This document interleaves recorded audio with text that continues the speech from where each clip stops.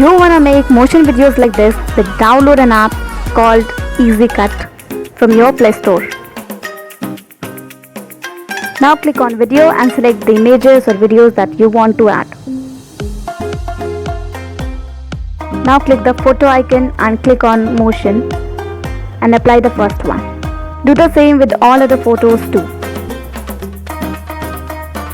Adjust your all photos according to your video. Now click this icon to add transitions and set the C zoom transition there. Apply this to all. This app can be a little bit frustrating to use since it lags a lot, but literally it's really a good app. So your video is ready. Now save it.